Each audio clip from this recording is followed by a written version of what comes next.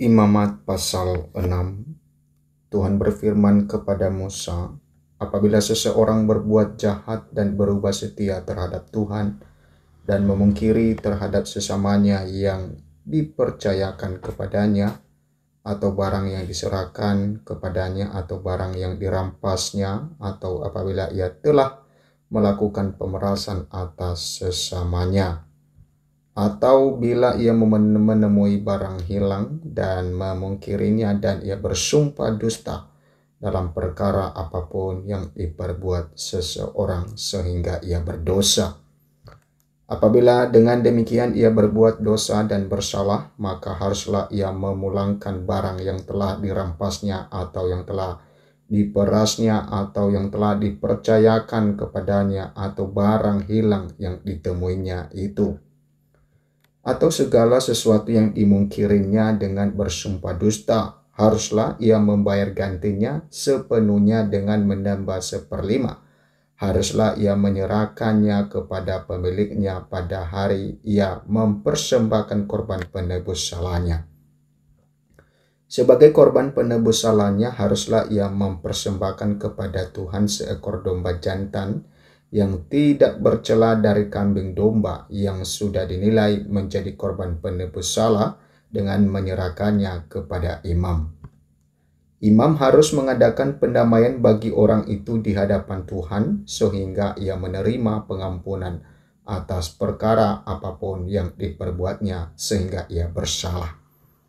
Korban bakaran. Tuhan berfirman kepada Musa, perintahkanlah kepada Harun dan anak-anaknya, inilah hukum tentang korban bakaran. Korban bakaran itu haruslah tinggal di atas beperapian di atas mezbah semalam-malaman sampai pagi, dan api mezbah haruslah dipelihara menyala di atasnya. Imam haruslah mengenakan pakaian lenannya dan mengenakan celana lenan untuk menutup auratnya. Lalu ia harus mengangkat abu yang ada di atas mezbah sesudah korban bakaran habis dimakan api, dan haruslah ia membuangnya di samping mezbah. Kemudian haruslah ia menanggalkan pakaiannya dan mengenakan pakaian lain, lalu membawa abu itu keluar perkemahan ke suatu tempat yang tahir. Api yang di atas mezbah itu harus dijaga supaya terus menyala. Jangan dibiarkan padam. Tiap-tiap pagi imam harus menaruh kayu di atas mezbah, mengatur korban bakaran di atasnya, dan membakar segala lemak korban keselamatan di sana. Haruslah dijaga supaya api tetap menyala di atas mezbah, janganlah dibiarkan padam. Korban sajian. Inilah hukum tentang korban sajian. Anak-anak Harun haruslah membawanya ke hadapan Tuhan ke depan mezbah. Setelah dikhususkan dari korban sajian itu segenggam tepung yang terbaik dengan minyak, serta seluruh kemenyan yang di atas korban sajian itu, maka haruslah semuanya dibakar di atas mezbah sehingga baunya menyenangkan sebagai bagian ingat-ingatannya bagi Tuhan. Selebihnya haruslah dimakan oleh Harun dan anak-anaknya. Haruslah itu dimakan sebagai roti yang tidak beragi di suatu tempat yang kudus. Haruslah mereka memakannya di pelataran kemah pertemuan. Janganlah itu dibakar beragi, telah kuberikan itu sebagai bagian mereka daripada segala korban api-apianku. Itulah bagian maha kudus, sama seperti korban penghapus dosa dan korban penghapus salah. Setiap laki-laki di antara anak-anak Harun haruslah memakannya. Itulah suatu ketetapan untuk selama-lamanya bagi kamu turun-temurun. Itulah bagianmu dari segala korban api-apian Tuhan. Setiap orang yang kena kepada korban-korban itu menjadi kudus. Tuhan berfirman kepada Musa, inilah persembahan Harun dan anak-anaknya yang harus dipersembahkan oleh mereka kepada Tuhan pada hari yang ia diurapi. 1/10 eva tepung yang terbaik sebagai korban sajian yang tetap, setengahnya pada waktu pagi dan setengahnya pada waktu petang. Haruslah itu diolah di atas panggangan bersama-sama minyak. Setelah teraduk haruslah engkau membawanya dan mempersembahkannya sebagai korban sajian sesudah dibakar dan berpotong-potong sebagai bau yang menyenangkan bagi Tuhan.